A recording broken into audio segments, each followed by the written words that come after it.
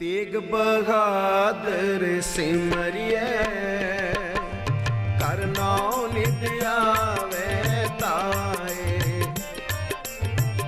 तेग बहादुर सिमरिए कर नाम नित आवे ताए।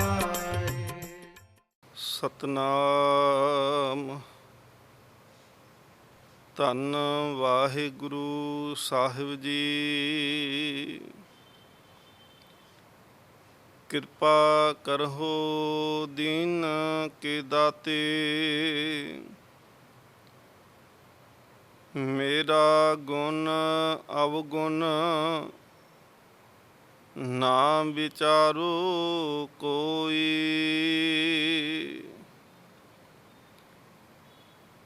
माटी का क्या धुपै स्वामी,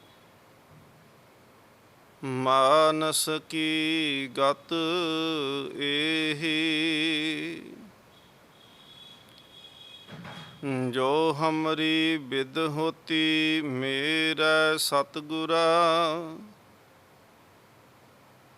सा बिद तुम हर जन हो आपे।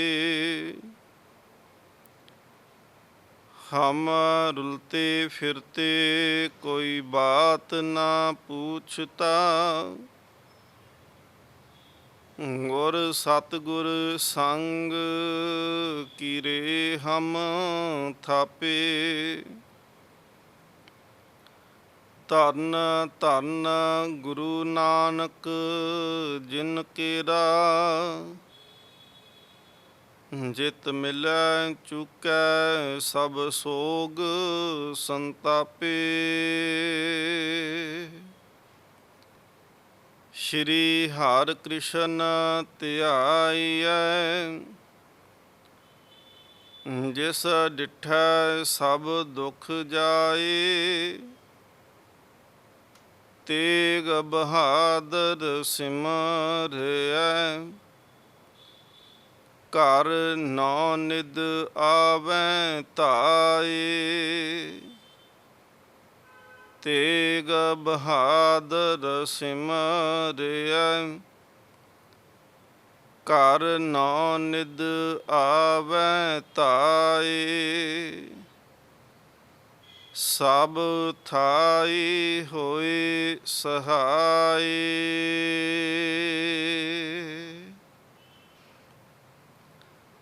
परम सन्मानयोग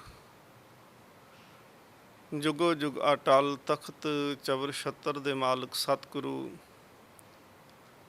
श्री गुरु ग्रंथ साहिब महाराज पातशाह जी की पावन पितर हजूरी अंदर जुड़ बैठ के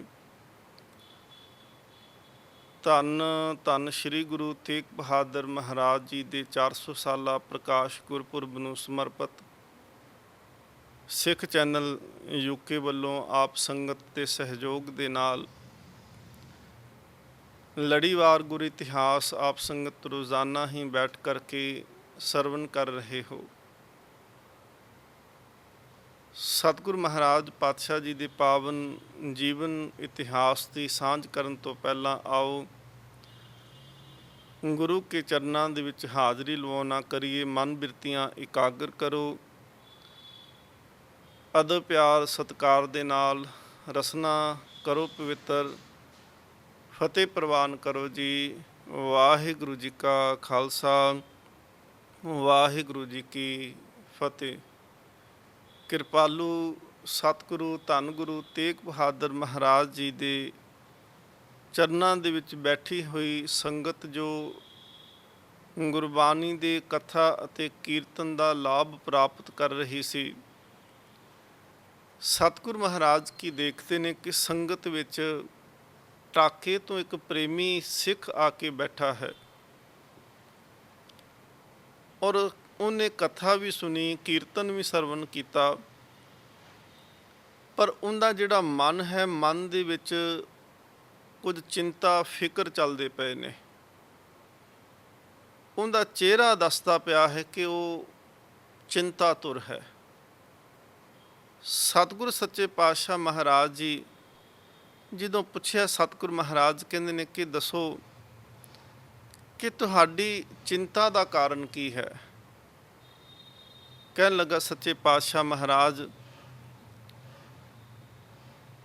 ਕਿ ਦੇਖੋ, ਮੈਂ ਵਪਾਰ ਕਰਦਾ ਹਾਂ, ਤੇ ਵਪਾਰ ਕਰਦਿਆਂ ਸਤਿਗੁਰੂ ਮਹਾਰਾਜ ਕਹਿੰਦੇ ਕਿ ਦੇਖੋ ਸਤਿਗੁਰੂ, ਕਿ ਮੈਨੂੰ ਵਪਾਰ ਕਰਦਿਆਂ ਬਹੁਤ ਘਾਟਾ ਪੈ ਗਿਆ, ਤੇ ਮੈਂ ਇਸ ਕਰਕੇ ਚਿੰਤਾ ਦੇ ਵਿੱਚ ਹਾਂ ਕਿ ਮੇਰਾ ਕਾਰੋਬਾਰ ਕਿਵੇਂ ਚੱਲੇਗਾ, ਕਿਵੇਂ ਮੇਰੀਆਂ ਲੋੜਾਂ ਪੂਰੀਆਂ ਹੋਣਗੀਆਂ। ਮੈਂ ਮਨ ਦੇ ਵਿੱਚ ਇਹੀ ਸੋਚਦਾ ਪਿਆ ਸੀ ਕਿ ਕਿਸੇ ਨਾ ਕਿਸੇ ਤਰੀਕੇ ਨਾਲ ਮੈਂ ਕਿਸੇ ਸੱਜਣ ਮਿੱਤਰ ਨੂੰ ਮਿਲਾਂ, ਜਿੰਦੇ ਕਰਕੇ ਜਿਹੜਾ ਹੈ ਮੇਰਾ ਇਹ ਮਸਲਾ ਹੱਲ ਹੋ ਸਕੇ, ਮੇਰੀ ਕੋਈ ਸਹਾਇਤਾ ਕਰ ਸਕੇ। ਸਤਿਗੁਰੂ ਮਹਾਰਾਜ ਪਾਤਸ਼ਾਹ ਜੀ ਨੇ ਉੱਥੇ ਇਹ ਗੱਲ ਕਹੀ ਸੀ, ਕਹਿਣ ਲੱਗੇ ਕਿ ਦੇਖੋ, ਸਭ ਤੋਂ ਵੱਡਾ ਭਰੋਸਾ ਇਨਸਾਨ ਦੇ ਜੀਵਨ ਦੇ ਵਿੱਚ ਪਰਮਾਤਮਾ ਦਾ ਨਾਮ ਹੋਣਾ ਚਾਹੀਦਾ ਹੈ। ਕਿਉਂਕਿ ਬਾਣੀ ਦੇ ਵਿੱਚ ਸਤਿਗੁਰੂ ਮਹਾਰਾਜ ਕਹਿੰਦੇ ਨੇ ਕਿ ਜਗਤ ਭਿਖਾਰੀ ਫਿਰਤ ਹੈ, ਸਭ ਕੋ ਦਾਤਾ ਰਾਮ। ਜਗਤ ਦੇ ਵਿੱਚ ਕੋਈ ਛੋਟਾ ਭਿਖਾਰੀ ਹੈ ਤੇ ਕੋਈ ਵੱਡਾ ਭਿਖਾਰੀ ਹੈ।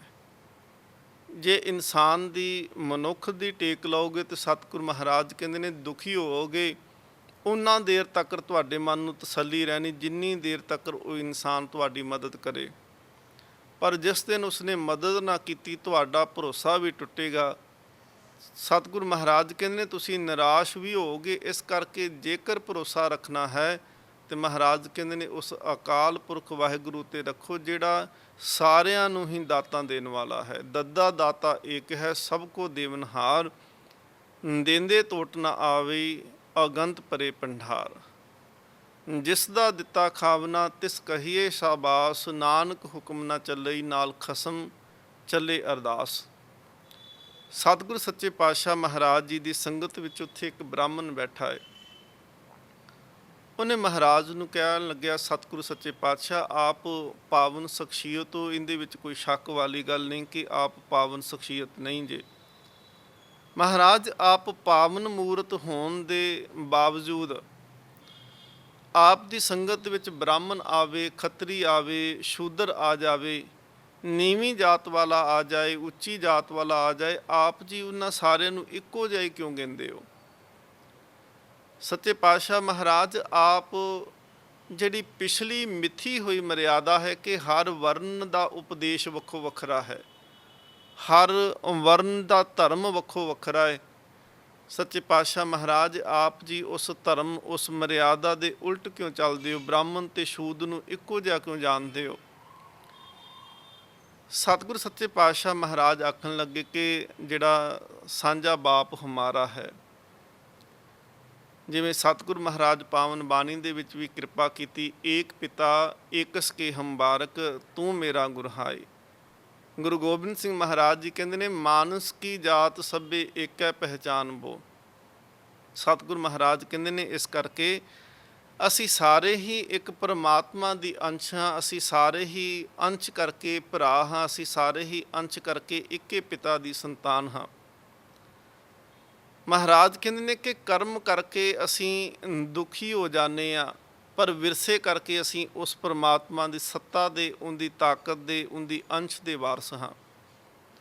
ਸਾਡੇ ਸਾਰਿਆਂ ਦੇ ਅੰਦਰ ਉਸ ਪਰਮਾਤਮਾ ਦੀ ਜੋਤ ਹੈ, ਤੇ ਜੈਸਾ ਜੀਵ ਕੋਈ ਕਰਮ ਕਰਦਾ ਹੈ, ਉਹਦੇ ਮੁਤਾਬਕ ਉਹਨੂੰ ਚੰਗਾ ਜਾਂ ਮਾੜਾ ਇੱਥੇ ਜੀਵਨ ਪ੍ਰਾਪਤ ਹੋ ਜਾਂਦਾ ਹੈ। ਜੇ ਕਿਸੇ ਨੇ ਬਹੁਤੇ ਚੰਗੇ ਕਰਮ ਕੀਤੇ, ਉਹਨੂੰ ਜ਼ਿੰਦਗੀ ਦੇ ਵਿੱਚ ਸੁੱਖ ਮਿਲ ਗਏ। ਜੇ ਕਿਸੇ ਨੇ ਮਾੜੇ ਕਰਮ ਕੀਤੇ, ਉਹਨੂੰ ਗਰੀਬੀ, ਭੁੱਖਮਰੀ, ਦੁੱਖ ਜਿਹੜੇ ਹੈ ਉਹ ਜ਼ਿੰਦਗੀ ਦੇ ਵਿੱਚ ਪ੍ਰਾਪਤ ਹੋ ਗਏ। ਗੁਰੂ ਅਰਜਨ ਦੇਵ ਸੱਚੇ ਪਾਤਸ਼ਾਹ ਮਹਾਰਾਜ ਸ਼ਲੋਕ ਸਹਿਸਕ੍ਰਿਤੀ ਦੇ ਅੰਦਰ ਕਿਰਪਾ ਕੀਤੀ। ਮਹਾਰਾਜ ਕਹਿੰਦੇ ਨੇ, ਦਾਨੰ ਪਰਾ ਪੂਰਬੇਨ ਪੁਚੰਤੇ ਮਹੀਪਤੇ। ਮਹਾਰਾਜ ਕਹਿੰਦੇ ਨੇ ਕਿ ਜੀਵ ਦੇ ਕੀਤੇ ਹੋਏ ਕਰਮ, ਚੰਗੇ ਕਰਮ ਜਿਹੜੇ ਨੇ ਨਾ, ਸਤਿਗੁਰੂ ਮਹਾਰਾਜ ਕਹਿੰਦੇ ਨੇ ਕਿ ਉਹਦੇ ਕਰਕੇ ਜੀਵ ਜਿਹੜਾ ਹੈ ਉਹ ਪੁਚੰਤੇ ਮਹੀਪਤੇ। ਮਹੀਪਤੇ ਕਹਿੰਦੇ ਨੇ ਕਿ ਰਾਜ ਭਾਗ ਮਿਲ ਜਾਣਾ, ਸੁੱਖ ਮਿਲ ਜਾਣਾ। ਦਾਨ ਕੀਤੇ ਹੋਏ ਕਰਕੇ ਹੀ ਸੁੱਖ ਪ੍ਰਾਪਤ ਹੋਇਆ, ਰਾਜ ਭਾਗ ਮਿਲ ਗਿਆ। ਪਰ ਸਤਿਗੁਰੂ ਮਹਾਰਾਜ ਕਹਿੰਦੇ ਨੇ ਕਿ ਜੇਕਰ ਕੋਈ ਰੱਬ ਨੂੰ ਭੁੱਲ ਜਾਏ, ਰਾਜ ਭਾਗ ਮਿਲਿਆ ਹੋਵੇ ਤੇ ਫਿਰ ਰੱਬ ਨੂੰ ਚੇਤੇ ਨਾ ਕਰੇ, ਤੇ ਮਹਾਰਾਜ ਕਹਿੰਦੇ ਨੇ ਫਿਰ ਇਸ ਤੋਂ ਅੱਗੇ ਜਿਹੜਾ ਹੈ ਉਹ ਦੁੱਖ ਹੀ ਹੈ। ਵਿਦਵਾਨਾਂ ਦੇ ਬਚਨ ਅਸੀਂ ਪੜ੍ਹਦੇ ਹਾਂ ਕਿ ਤਪੋਂ ਰਾਜ ਰਾਜੋਂ ਨਰਕ। ਤਪ ਕੀਤਿਆਂ, ਸੇਵਾ ਕੀਤਿਆਂ ਦਾਨ ਪੁੰਨ ਕੀਤਿਆਂ ਰਾਜ ਭਾਗ ਮਿਲਿਆ, ਪਰ ਰਾਜ ਭਾਗ ਮਿਲ ਕੇ ਜੇਕਰ ਬੰਦਗੀ ਨਹੀਂ ਕੀਤੀ, ਸੇਵਾ ਨਹੀਂ ਕੀਤੀ, ਸ਼ੁਕਰਾਨਾ ਜੀਵਨ ਦੇ ਵਿੱਚ ਨਹੀਂ, ਤੇ ਵਿਦਵਾਨ ਕਹਿੰਦੇ ਨੇ ਕਿ ਇਸ ਤੋਂ ਅੱਗੇ ਫਿਰ ਨਰਕ ਹੀ ਹੈ, ਇਸ ਤੋਂ ਅੱਗੇ ਦੁੱਖ ਹੀ ਹੈ ਜੀਵਨ ਦੇ ਵਿੱਚ, ਹੋਰ ਕੁਝ ਵੀ ਪ੍ਰਾਪਤ ਨਹੀਂ ਹੋ ਸਕਦਾ। ਸਤਿਗੁਰੂ ਮਹਾਰਾਜ ਪਾਤਸ਼ਾਹ ਜੀ ਕਹਿੰਦੇ ਨੇ ਕਿ ਇਸ ਕਰਕੇ ਜੀਵ ਜਿਹੜਾ ਹੈ ਉਹ ਕਰਮਾਂ ਦੇ ਕਰਕੇ ਦੁਖੀ ਹੁੰਦਾ ਪਿਆ ਹੈ। ਸਤਿਗੁਰੂ ਮਹਾਰਾਜ ਪਾਤਸ਼ਾਹ ਕਹਿੰਦੇ ਨੇ, ਮਾਨੁਖ ਕੀ ਟੇਕ ਬ੍ਰਿਥੀ ਸਭ ਜਾਨ, ਦੇਵਨ ਕੋ ਏਕੇ ਭਗਵਾਨ। ਲੈਣ ਦੇਣ ਕਰਕੇ ਹੀ ਜੀਵ ਇੱਕ ਦੂਸਰੇ ਨੂੰ ਚੰਗਾ ਤੇ ਮਾੜਾ ਗਿਣ ਲੈਂਦਾ ਹੈ। ਪਰ ਮਹਾਰਾਜ ਕਹਿੰਦੇ ਨੇ ਇਹ ਵੀ ਸੱਚ ਹੈ ਕਿ ਦਿਨ ਤੋਂ ਬਾਅਦ ਵਿੱਚ ਰਾਤ ਆਉਂਦੀ ਤੇ ਰਾਤ ਤੋਂ ਬਾਅਦ ਵਿੱਚ ਦਿਨ ਜ਼ਰੂਰ ਆਉਂਦਾ ਹੈ। ਜਿੰਦੇ ਜੀਵਨ ਦੇ ਵਿੱਚ ਦੁੱਖ ਨੇ, ਜੇਕਰ ਉਹ ਦੁੱਖ ਦੇ ਵਿੱਚ ਪਰਮਾਤਮਾ ਦਾ ਪੱਲਾ ਫੜ ਲਏ ਤੇ ਉਹਦੇ ਵਾਸਤੇ ਸਵੇਰ ਸੁੱਖਾਂ ਦੀ ਭਰੀ ਸਵੇਰ ਜ਼ਰੂਰ ਮਿਲੇਗੀ। ਤੇ ਜਿੰਦੀ ਸਵੇਰ ਐਸ਼ ਦੇ ਵਿੱਚ ਬਤੀਤ ਹੁੰਦੀ ਪਈ ਹੈ, ਰੱਬ ਨੂੰ ਭੁੱਲਿਆ ਪਿਆ ਹੈ, ਉਹਦੇ ਵਾਸਤੇ ਰਾਤ ਦਾ ਕਾਲਾ ਹਨੇਰਾ ਬਿਲਕੁਲ ਸਾਹਮਣੇ ਆ ਜਾਏਗਾ। ਮਹਾਰਾਜ ਜੀ ਨੇ ਉੱਥੇ ਫਿਰ ਕਿਰਪਾ ਕੀਤੀ, ਰਾਗ ਆਸਾ ਦੇ ਅੰਦਰ ਸਤਿਗੁਰੂ ਮਹਾਰਾਜ ਜੀ ਨੇ ਪਾਵਨ ਬਾਣੀ ਉਚਾਰਨ ਕੀਤੀ। ਗੁਰੂ ਤੇਗ ਬਹਾਦਰ ਮਹਾਰਾਜ ਜੀ ਦੀ ਜਿਤਨੀ ਵੀ ਅਸੀਂ ਬਾਣੀ ਪੜ੍ਹਦੇ ਹਾਂ, ਹਰ ਬਾਣੀ ਦੇ ਵਿੱਚ ਇਹ ਵਿਸ਼ੇਸ਼ਤਾ ਹੈ ਮਹਾਰਾਜ ਜੀ ਦੀ ਬਾਣੀ 'ਚ ਕਿ ਹਰ ਸ਼ਬਦ ਦੇ ਵਿੱਚ ਜਿਹੜਾ ਰਹਾਉ ਦਾ ਬੰਦ ਹੈ, ਮਹਾਰਾਜ ਨੇ ਸਭ ਤੋਂ ਪਹਿਲਾਂ ਉਹਨੂੰ ਰੱਖਿਆ। ਮਹਾਰਾਜ ਕਿਰਪਾ ਕਰਦੇ ਨੇ, ਮਿਰਥਾ ਕਹੋਂ ਕੌਣ ਸਿਓ ਮਨ ਕੀ, ਕਿ ਜਿਹੜਾ ਮਨ ਦੀ ਅਵਸਥਾ ਹੈ ਇਹ ਹੁਣ ਮੈਂ ਕਿਹਨੂੰ ਜਾ ਕੇ ਆਖਾਂ, ਕਿਹਦੇ ਅੱਗੇ ਰੱਖਾਂ, ਕਿਹਨੂੰ ਦੇਖਾਂ। ਸਤਿਗੁਰੂ ਮਹਾਰਾਜ ਪਾਵਨ ਬਾਣੀ 'ਚ ਕਿਰਪਾ ਕਰਦੇ ਨੇ ਕਿ ਕਈ ਵਾਰੀ ਬੰਦਾ ਆਪਣਾ ਦੁੱਖ ਸੁਣਾਉਣ ਵਾਸਤੇ ਕਿਸੇ ਦੂਸਰੇ ਦੇ ਕੋਲ ਜਾਂਦਾ ਹੈ, ਪਰ ਜਦੋਂ ਦੂਸਰੇ ਦੇ ਕੋਲ ਜਾ ਕੇ ਆਪਣਾ ਇੱਕ ਦੁੱਖ ਸੁਣਾਉਣ ਲੱਗੇ ਤੇ ਦੂਜਾ ਚਾਰ ਸੁਣਾਉਣੇ ਸ਼ੁਰੂ ਕਰ ਦਿੰਦਾ ਹੈ ਕਿ ਮੈਂ ਵੀ ਬੜਾ ਦੁਖੀ ਹਾਂ, ਮੇਰੇ ਤੇ ਵੀ ਇਹੀ ਮੁਸ਼ਕਲਾਂ ਆ ਗਈਆਂ। ਕਿਸ ਪੇ ਖੋਲੋਂ ਗੰਠੜੀ ਦੁਖੀ ਪਰ ਆਇਆ। ਸਤਿਗੁਰੂ ਮਹਾਰਾਜ ਕਹਿੰਦੇ ਨੇ ਦੁੱਖਾਂ ਦੀ ਗੰਢ ਮੈਂ ਕਿਹਦੇ ਕੋਲ ਜਾ ਕੇ ਖੋਲਾਂ, ਹਰ ਕੋਈ ਬੰਦਾ ਇੱਥੇ ਦੁਖੀ ਹੈ। ਇੱਕ ਦੁੱਖ ਸੁਣਾਉਂਗੇ, ਅਗਲਾ ਆਪਣੇ ਚਾਰ ਦੁੱਖ ਸੁਣਾਉਣੇ ਸ਼ੁਰੂ ਕਰੇਗਾ। ਬਿਰਥਾ ਕਹੂੰ ਕੌਣ ਸਿਓ ਮਨ ਕੀ, ਲੋਭ ਗ੍ਰਸਿਓ ਦਸਹੂੰ ਦਿਸ ਧਾਵਤ, ਆਸਾ ਲਾਗਿਓ ਧਨ ਕੀ। ਲੋਭ ਗ੍ਰਸਿਓ, ਗ੍ਰਸਿਓ ਦਾ ਭਾਵ ਹੁੰਦਾ ਹੈ ਕਿ ਖਾ ਲਿਆ। ਮਹਾਰਾਜ ਕਹਿੰਦੇ ਨੇ ਕਿ ਜੀਵ ਨੂੰ ਤਾਂ ਲੋਭ ਨੇ ਖਾਧਾ ਹੋਇਆ ਹੈ, ਜੀਵ ਲੋਭ ਨਿਕਲ ਗਿਆ ਹੈ ਜੀਵ ਨੂੰ। ਦਸਹੂੰ ਦਿਸ ਧਾਵਤ, ਤੇ ਇਸ ਲੋਭ ਦੇ ਵਿੱਚ ਫਸੇ ਹੋਏ ਨੇ, ਲੋਭ ਦੇ ਵਿੱਚ ਖੁੱਭੇ ਹੋਏ ਨੇ। ਮਹਾਰਾਜ ਕਹਿੰਦੇ ਨੇ ਹੁਣ ਇਹ ਲੋਭੀ ਜਿਹੜਾ ਇਨਸਾਨ ਹੈ, ਦਸਹੂੰ ਦਿਸ ਧਾਵਤ, ਇਹ 10 ਪਾਸੇ ਭੱਜਦਾ ਹੈ। ਵਿਦਵਾਨਾਂ ਨੇ 10 ਦਿਸ਼ਾ ਦਾ ਜ਼ਿਕਰ ਕਰਦੇ ਨੇ ਕਿ ਇੱਕ ਤਾਂ 4 ਦਿਸ਼ਾ ਹੋ ਜਾਂਦੀਆਂ ਨੇ, ਜਿਵੇਂ ਉੱਤਰ ਦੱਖਣ ਪੂਰਬ ਪੱਛਮ ਹੈ। ਫਿਰ 4 ਦਿਸ਼ਾ ਉਹਨਾਂ ਨੂੰ ਗਿਣਿਆ ਕਿ ਜਿਹੜਾ ਉਹਨਾਂ 4 ਦਿਸ਼ਾ ਦੇ ਵਿਚਲਾ ਹਿੱਸਾ ਬਣਦਾ, ਜਿਹਨੂੰ ਈਸ਼ਾਨ ਕੋਣ ਕਹਿੰਦੇ ਆ। ਉੱਤਰ ਪੂਰਬ ਦੇ ਵਿੱਚ ਪੂਰਬ ਤੇ ਪੱਛਮ ਦੇ ਵਿੱਚ ਤੇ ਪੱਛਮ ਤੇ ਦੱਖਣ, ਇਹਦੇ ਵਿਚਕਾਰਲਾ ਜਿਹੜਾ ਹਿੱਸਾ ਹੈ ਉਹਨੂੰ ਕਹਿੰਦੇ ਨੇ ਈਸ਼ਾਨ ਕੋਣ। 4 ਉੱਤਰ ਦੱਖਣ ਪੂਰਬ ਪੱਛਮ ਹੈ, 4 ਈਸ਼ਾਨ ਕੋਣ ਹੈ, ਤੇ 1 ਜ਼ਮੀਨ ਤੇ 1 ਆਕਾਸ਼, ਇਹਨੂੰ ਕਹਿੰਦੇ ਨੇ 10 ਦਿਸ਼ਾ। ਲੋਭ ਗ੍ਰਸਿਓ ਦਸਹੂੰ ਦਿਸ ਧਾਵਤ, ਆਸਾ ਲਾਗਿਓ ਧਨ ਕੀ। ਤੇ ਮਨ ਦੇ ਵਿੱਚ ਇਹ ਨਹੀਂ ਕਿ ਬੰਦਾ ਭੱਜਦਾ ਹੈ ਤੇ ਧਰਮ ਕਮਾਉਣ ਵਾਸਤੇ ਭੱਜਦਾ ਪਿਆ ਹੈ। ਆਸਾ ਲਾਗਿਓ ਧਨ ਕੀ, ਧਨ ਦੇ ਵਾਸਤੇ ਇਹ ਦੌੜਦਾ ਪਿਆ ਹੈ ਕਿ ਧਨ ਪ੍ਰਾਪਤ ਹੋ ਜਾਏ। ਭਾਵੇਂ ਸਤਿਗੁਰੂ ਮਹਾਰਾਜ ਜੀ ਕਹਿੰਦੇ ਨੇ ਕਿ ਭਾਵੇਂ ਅਪੱਖ ਵੀ ਖਾਣਾ ਪੈ ਜਾਏ, ਜੋ ਹਿੱਸਾ ਨਹੀਂ ਬਣਦਾ ਉਹ ਵੀ ਲੈਣਾ ਪੈ ਜਾਏ, ਜੋ ਧਰਮ ਨਹੀਂ ਕਹਿੰਦਾ ਉਹ ਵੀ ਕਰਨਾ ਪੈ ਜਾਏ। ਹਰ ਜੀਵ ਹਰ ਕਰਮ ਕਰਨ ਨੂੰ ਤਿਆਰ ਹੋ ਜਾਂਦਾ ਹੈ, ਪਰ ਮਨੋਰਥ ਕਿਹੜਾ ਅੰਦਰ, ਆਸਾ ਕਿਹੜੀ ਲੱਗੀ ਹੋਈ ਅੰਦਰ, ਬਸ ਆਸਾ ਲਾਗਿਓ ਧਨ ਕੀ, ਕਿ ਧਨ ਕਿਹੜੇ ਤਰੀਕੇ ਨਾਲ ਆਉਣਾ ਹੈ। ਧਰਮ ਤੋਂ ਡਿੱਗ ਜਾਵਾਂ ਕੋਈ ਗੱਲ ਨਹੀਂ, ਕੋਈ ਫਰਕ ਨਹੀਂ ਪਿਆ। ਸਮਾਜਿਕ ਤੌਰ 'ਤੇ ਡਿੱਗ ਜਾਵਾਂ ਕੋਈ ਫਰਕ ਨਹੀਂ ਪੈਂਦਾ, ਪਰ ਧਨ ਜ਼ਰੂਰ ਚਾਹੀਦਾ ਹੈ। ਲੋਕ ਕੀ ਕਹਿਣਗੇ ਇਹਦੇ ਨਾਲ ਵੀ ਕੋਈ ਫਰਕ ਨਹੀਂ ਪੈਂਦਾ, ਧਨ ਚਾਹੀਦਾ ਹੈ। ਸਤਿਗੁਰ ਸੱਚੇ ਪਾਤਸ਼ਾਹ ਮਹਾਰਾਜ ਕਹਿੰਦੇ ਨੇ ਇਸ ਕਰਕੇ ਕਿ ਲੋਭ ਗ੍ਰਸਿਓ, ਲੋਭ ਨੇ ਇਹਨੂੰ ਖਾ ਲਿਆ, ਲੋਭ ਦੇ ਵਿੱਚ ਇਹ ਫਸ ਗਿਆ, ਲੋਭ ਇਹਨੂੰ ਨਿਗਲ ਗਿਆ। ਹੁਣ ਇਹ ਦਸਹੂੰ ਦਿਸ ਧਾਵਤ, 10 ਦਿਸ਼ਾ ਵਾਲੇ ਪਾਸੇ ਇਹ ਦੌੜਦਾ ਹੈ। ਆਸਾ ਲਾਗਿਓ ਧਨ ਕੀ, ਧਨ ਦੀ ਆਸਾ ਲੈ ਕਰਕੇ ਹੁਣ ਇਹ 10 ਪਾਸੇ ਲੋਭ ਦੇ ਵਿੱਚ ਦੌੜੀ ਜਾਂਦਾ ਹੈ। ਸੁਖ ਕੇ ਹੇਤ ਬਹੁਤ ਦੁੱਖ ਪਾਵਤ, ਸੇਵ ਕਰਤ ਜਨ ਜਨ ਕੀ। ਮਹਾਰਾਜ ਕਹਿੰਦੇ ਨੇ ਸੁੱਖ ਦੇ ਵਾਸਤੇ ਨਾ, ਸੁੱਖ ਸੋਚਦਾ ਹੈ ਕਿ ਸ਼ਾਇਦ ਫਲਾਨੀ ਥਾਂ ਤੋਂ ਸੁੱਖ ਮਿਲੇਗਾ, ਫਲਾਨੀ ਕੋਲੋਂ ਸੁੱਖ ਮਿਲ ਜਾਏਗਾ। ਸਤਿਗੁਰੂ ਮਹਾਰਾਜ ਕਹਿੰਦੇ ਨੇ ਕਿ ਸੁਖ ਕੇ ਹੇਤ ਬਹੁਤ ਦੁੱਖ ਪਾਵਤ, ਬੜਾ ਦੁੱਖ ਮਿਲਦਾ ਸੁੱਖ ਦੇ ਕਰਕੇ, ਸੁੱਖ ਦੀ ਆਸਾ ਰੱਖਣ ਕਰਕੇ। ਸੁੱਖ ਦੇ ਵਾਸਤੇ ਜਦੋਂ ਗਲਤ ਕਰਮ ਕਰੇਗਾ ਤੇ ਮਹਾਰਾਜ ਕਹਿੰਦੇ ਨੇ ਉਹ ਸੁੱਖ ਤਾਂ ਮਿਲਣਾ ਨਹੀਂ। ਸੁਖ ਮੰਗਤ ਦੁੱਖ ਆਗਲ ਆਵੇ, ਸੋ ਸੁਖ ਹਮੂ ਨਾ ਮੰਗਿਆ ਭਾਵੇ। ਕਿ ਜੇਕਰ ਗਲਤ ਤਰੀਕੇ ਨਾਲ ਕੋਈ ਕਰਮ ਕੀਤੇ ਤੇ ਸੋਚਦਾ ਹੈ ਕਿ ਸੁੱਖ ਮਿਲੇਗਾ, ਮਹਾਰਾਜ ਕਹਿੰਦੇ ਨਹੀਂ, ਸੁੱਖ ਤੋਂ ਪਹਿਲਾਂ ਦੁੱਖ ਜ਼ਰੂਰ ਆ ਜਾਏਗਾ, ਕਿਉਂਕਿ ਗਲਤੀਆਂ ਕੀਤੀਆਂ ਸੀ, ਕਰਮ ਐਵੇਂ ਦੇ ਕੀਤੇ ਸੀ। ਸੁਖ ਕੇ ਹੇਤ ਬਹੁਤ ਦੁੱਖ ਪਾਵਤ, ਸੇਵ ਕਰਤ ਜਨ ਜਨ ਕੀ। ਜਿਹੜੇ ਆਪਣਿਆਂ ਤੋਂ ਵੀ ਨੀਵੇਂ, ਜਿਹੜੇ ਬਿਲਕੁਲ ਡਿੱਗੇ ਹੋਏ ਨੇ, ਜਿਨ੍ਹਾਂ ਦਾ ਇਖਲਾਕ ਜੀਵਨ ਦਾ ਡਿੱਗ ਚੁੱਕਿਆ, ਜਿਨ੍ਹਾਂ ਦਾ ਕਿਰਦਾਰ ਡਿੱਗ ਚੁੱਕਿਆ, ਜਿਹੜੇ ਸਮਾਜਿਕ ਤੌਰ 'ਤੇ, ਧਾਰਮਿਕ ਤੌਰ 'ਤੇ, ਜਿਹੜੇ ਇਨਸਾਨੀਅਤ ਦੇ ਤੌਰ 'ਤੇ ਜਿਨ੍ਹਾਂ ਦਾ ਜੀਵਨ ਡਿੱਗ ਚੁੱਕਿਆ, ਐਸੇ ਨੀਵਿਆਂ ਤੋਂ ਨੀਵਿਆਂ ਦੇ ਪੈਰਾਂ 'ਚ ਜਾ ਕੇ ਬਹਿਣ ਨੂੰ ਤਿਆਰ ਹੋ ਜਾਣਾ ਕਿ ਸੁੱਖ ਸ਼ਾਇਦ ਉੱਥੋਂ ਮਿਲ ਜਾਏ। ਉਦਾਹਰਨ ਮਹਾਰਾਜ ਜੀ ਨੇ ਇੱਕ ਨਾਲ ਹੀ ਦਿੱਤੀ। ਮਹਾਰਾਜ ਕਹਿੰਦੇ ਨੇ ਦੁਆਰੇ ਦੁਆਰ ਸਵਾਨ ਜਿਉ ਡੋਲਤ, ਨਹਿ ਸੁਧ ਰਾਮ ਭਜਨ ਕੀ। ਦੁਆਰੇ ਦੁਆਰ, ਬੂਹੇ ਬੂਹੇ 'ਤੇ, ਹਰ ਬੂਹੇ ਦੇ ਅੱਗੇ ਕੌਣ ਤੁਰਿਆ ਫਿਰਦਾ ਹੈ? ਕਹਿੰਦੇ ਨੇ ਸਵਾਨ ਜਿਉ ਡੋਲਤ। ਸਵਾਨ ਕਹਿੰਦੇ ਨੇ ਕੁੱਤੇ ਨੂੰ। ਕਹਿੰਦੇ ਜਿਹੜਾ ਅਵਾਰਾ ਕੁੱਤਾ ਹੋਵੇਗਾ ਉਹ ਇੱਕ ਬੂਹੇ 'ਤੇ ਨਹੀਂ ਡਿੱਗੇਗਾ, ਇੱਕ ਬੂਹੇ 'ਤੇ ਨਹੀਂ ਟਿਕਦਾ, ਉਹ ਹਰ ਬੂਹੇ ਦੇ ਅੱਗੇ ਤੁਰਿਆ ਫਿਰਦਾ ਹੈ। ਮਹਾਰਾਜ ਕਹਿੰਦੇ ਦੁਆਰੇ ਦੁਆਰ ਸਵਾਨ ਜਿਉ ਡੋਲਤ, ਨਹਿ ਸੁਤ ਰਾਮ ਭਜਨ ਕੀ। ਜਿਵੇਂ ਉਹਨੂੰ ਇੱਕ ਦਾ ਨਹੀਂ ਨਾ ਪਤਾ ਕਿ ਇੱਕ ਦਾ ਮੈਂ ਬਣ ਜਾਵਾਂ, ਇੱਕ ਦਾ ਮੈਂ ਘਰ ਦਾ ਵਫਾਦਾਰ ਹੋ ਜਾਵਾਂ ਤੇ ਮੇਰੀਆਂ ਸਾਰੀਆਂ ਲੋੜਾਂ ਤਾਂ ਇੱਕੇ ਥਾਂ ਤੋਂ ਪੂਰੀਆਂ ਹੋ ਸਕਦੀਆਂ ਨੇ, ਪਰ ਉਹਨੂੰ ਇੱਕ 'ਤੇ ਭਰੋਸਾ ਨਹੀਂ, ਉਹ ਬਹੁਤਿਆਂ 'ਤੇ ਭਰੋਸਾ ਕਰਕੇ ਬੈਠਾ ਕਿ ਸ਼ਾਇਦ ਇੱਥੋਂ ਨਾ ਮਿਲਿਆ ਤੇ ਉੱਥੇ ਚਲੇ ਗਿਆ, ਉੱਥੋਂ ਨਾ ਮਿਲਿਆ ਤੇ ਦੂਜੀ ਥਾਂ 'ਤੇ ਗਿਆ। ਮਹਾਰਾਜ ਕਹਿੰਦੇ ਨੇ ਇਸ ਕਰਕੇ ਨਾ ਤੇ ਰੱਬ ਦੇ ਨਾਮ ਦੀ ਸਮਝ ਸੀ ਆਈ, ਭਜਨ ਕੀਤਾ ਨਹੀਂ, ਨਾਮ ਸਿਮਰਿਆ ਨਹੀਂ। ਮਾਨਸ ਜਨਮ ਅਕਾਰਥ ਖੋਵਤ, ਲਾਜ ਨਾ ਲੋਕ ਹਸਨ ਕੀ। ਤੇ ਗਲਤ ਕੰਮ ਕਰਦਾ ਹੈ ਤੇ ਗਲਤ ਕਰਮ ਕਰਨ ਤੋਂ ਬਾਅਦ ਵਿੱਚ ਲੋਕ ਇਹਦੇ ਉੱਤੇ ਹੱਸਦੇ ਪਏ ਨੇ। ਲੋਕ ਕਹਿੰਦੇ ਨੇ ਕਿ ਵੇਖੋ ਜੀ ਫਲਾਨਾ, ਦੇਖੋ ਆਪਣਾ ਜੀਵਨ ਬਿਲਕੁਲ ਬਰਬਾਦ ਕਰੀ ਜਾ ਰਿਹਾ, ਬਿਲਕੁਲ ਜੀਵਨ ਨੂੰ ਗਲਤ ਪਾਸੇ ਲੈ ਗਿਆ, ਪਰ ਇੰਨਾ ਕੁ ਲੋਭ ਦੇ ਵਿੱਚ, ਵਿਕਾਰਾਂ ਦੇ ਵਿੱਚ ਫਸਿਆ ਪਿਆ ਜੀ ਜੀਵ। ਸਤਿਗੁਰ ਮਹਾਰਾਜ ਕਹਿੰਦੇ ਨੇ ਮਾਨਸ ਜਨਮ ਅਕਾਰਥ ਖੋਵਤ। ਅਕਾਰਥ ਜਿਹੜਾ ਕਿਸੇ ਵੀ ਕੰਮ ਨਹੀਂ, ਅਰਥ ਤੋਂ ਬਗੈਰ, ਜਾਂ ਇਸ ਤਰ੍ਹਾਂ ਕਹਿ ਲਓ ਕਿ ਜਿਹਨੇ ਜ਼ਿੰਦਗੀ ਦਾ ਵਿੱਚ ਕੋਈ ਮਕਸਦ, ਕੋਈ ਜ਼ਿੰਦਗੀ ਦੇ ਵਿੱਚ ਟਿਕਾਣਾ ਨਹੀਂ ਰੱਖਿਆ ਕਿ ਮੈਂ ਆਹ ਥਾਂ 'ਤੇ ਪਹੁੰਚਣਾ ਹੈ। ਮਾਨਸ ਜਨਮ ਅਕਾਰਥ ਖੋਵਤ। ਸਤਿਗੁਰ ਮਹਾਰਾਜ ਕਹਿੰਦੇ ਨੇ ਲਾਜ ਨਾ ਲੋਕ ਹਸਨ ਕੀ। ਤੇ ਇਹ ਵੀ ਨਹੀਂ ਮਨ ਦੇ ਵਿੱਚ ਸ਼ਰਮ ਕਰਦਾ ਕਿ ਮੇਰੇ 'ਤੇ ਲੋਕ ਹੀ ਮੈਨੂੰ ਕਹਿਣਗੇ, ਲੋਕ ਮੇਰੇ 'ਤੇ ਹੱਸਣਗੇ। ਨਾਨਕ ਹਰ ਜਸ ਕਿਉਂ ਨਹੀਂ ਗਾਵਤ, ਕੁਮਤ ਬਿਨਾਸੇ ਤਨ ਕੀ। ਸਤਿਗੁਰ ਮਹਾਰਾਜ ਕਹਿੰਦੇ ਨੇ ਕਿ ਦੇਖੋ ਕਿਉਂ ਨਾਮ ਨਹੀਂ ਜਪਦਾ, ਕਿਉਂ ਤੂੰ ਬੰਦਗੀ ਨਹੀਂ ਕਰਦਾ, ਨਾਨਕ ਹਰ ਜਸ ਕਿਉਂ ਨਹੀਂ ਗਾਵਤ। ਕਿਉਂ ਤੂੰ ਜਸ ਨਹੀਂ ਗਾਉਂਦਾ, ਰੱਬ ਦੀ ਬੰਦਗੀ ਨਹੀਂ ਕਰਦਾ, ਕਿਉਂ ਤੂੰ ਉਹਦੇ ਗੁਨਾਹ ਨੂੰ ਨਹੀਂ ਗਾਉਂਦਾ ਪਿਆ।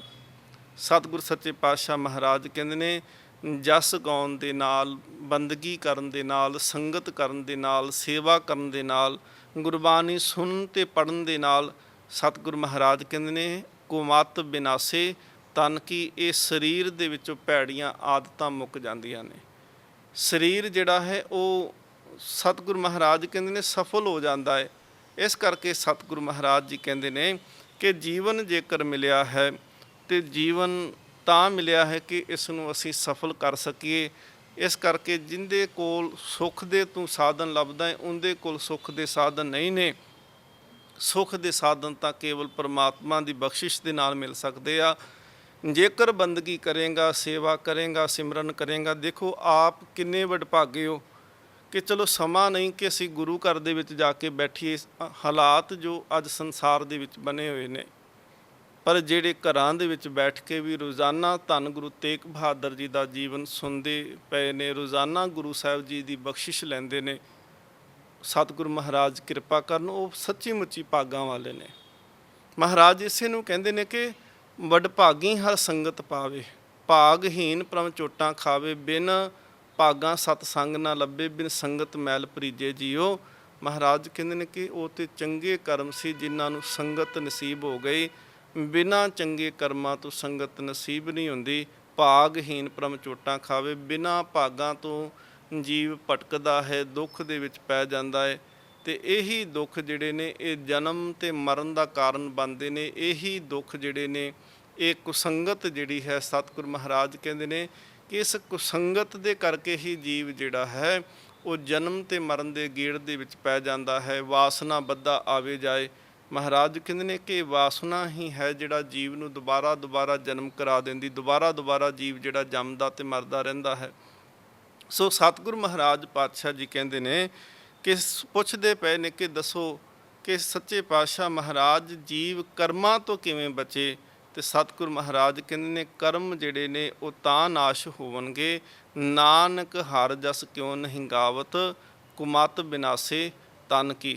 ਸਤਿਗੁਰ ਮਹਾਰਾਜ ਕਹਿੰਦੇ ਨੇ ਇਹਦੇ ਕਰਕੇ ਜਿਹੜੀ ਕੁਮਤ ਚਲੇ ਜਾਂਦੀ ਹੈ। ਸਿੱਖ ਸਤਿਗੁਰ ਮਹਾਰਾਜ ਨੂੰ ਫਿਰ ਪੁੱਛਦੇ ਨੇ ਸੱਚੇ ਪਾਤਸ਼ਾਹ ਮਹਾਰਾਜ ਕਿ ਜੀਵਨ ਬਣੇ ਰਹਿਣ ਦਾ ਕਾਰਨ ਕੀ ਹੈ, ਜੀਵਨ ਕਿਉਂ ਬਣਿਆ ਰਹਿੰਦਾ ਹੈ। ਸਤਿਗੁਰ ਮਹਾਰਾਜ ਕਹਿੰਦੇ ਨੇ ਜੀਵਨ ਮਮਤਾ ਦੇ ਕਰਕੇ ਬਣਿਆ ਰਹਿੰਦਾ ਹੈ। ਜੀਵਨ ਦੇ ਵਿੱਚ ਜੇਕਰ ਮਮਤਾ ਰਹੇਗੀ, ਮਮਤਾ ਤੋਂ ਭਾਵ ਹੈ ਕਿ ਮੋਹ ਤੋਂ ਭਾਵ ਹੈ ਕਿ ਬੇੜੀਆਂ।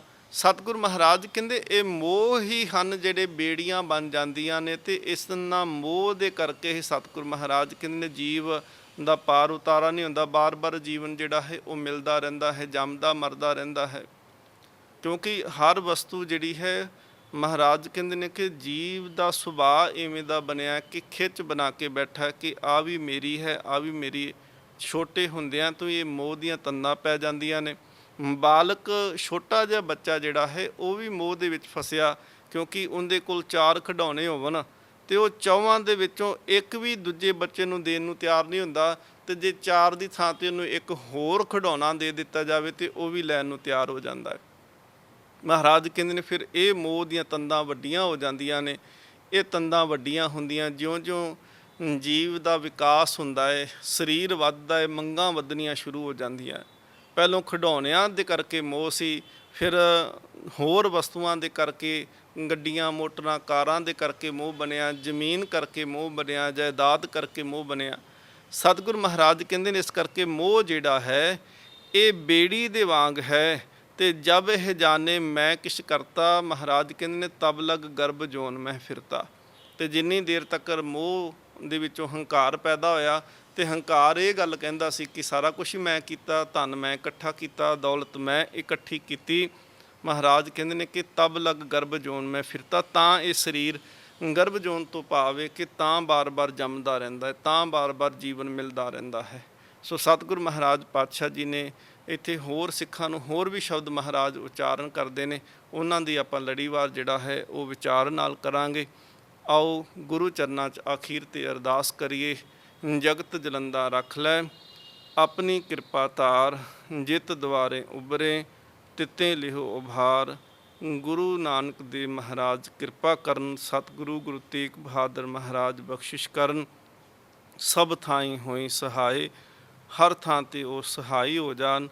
ਤੇ ਜੀਵ ਜਿਹੜੇ ਨੇ ਇਸ ਦੁੱਖ ਦੀ ਘੜੀ ਦੇ ਵਿੱਚ ਫਸੇ ਨੇ, ਇਸ ਬਿਮਾਰੀ ਦੇ ਨਾਲ ਜੂਝਦੇ ਨੇ, ਗੁਰੂ ਸਾਹਿਬ ਕਿਰਪਾ ਕਰਕੇ ਇਹਦੇ ਤੋਂ ਸੰਸਾਰ ਨੂੰ ਨਿਜਾਤ ਦਿਵਾਉਣ, ਕਿਰਪਾ ਕਰਨ ਇਹ ਜਗਤ ਫਿਰ ਉਸੇ ਤਰ੍ਹਾਂ ਜਿਹੜਾ ਹੈ ਜੀਵਨ ਬਤੀਤ ਕਰ ਸਕੇ, ਭੈ ਤੋਂ ਰਹਿਤ ਹੋ ਸਕੇ। ਗੁਰੂ ਸਾਹਿਬ ਕਿਰਪਾ ਰਹਿਮਤ ਕਰਨ। ਵਾਹਿਗੁਰੂ ਜੀ ਕਾ ਖਾਲਸਾ, ਵਾਹਿਗੁਰੂ ਜੀ ਕੀ ਫਤਿਹ। ਤੇਗ ਬਹਾਦਰ ਸਿਮਰਿਐ, ਕਰ ਨਾਉ ਨਿਤ ਆਵੇ ਤਾਏ। ਤੇਗ ਬਹਾਦਰ ਸਿਮਰਿਐ, ਕਰ ਨਾਉ ਨਿਤ ਆਵੇ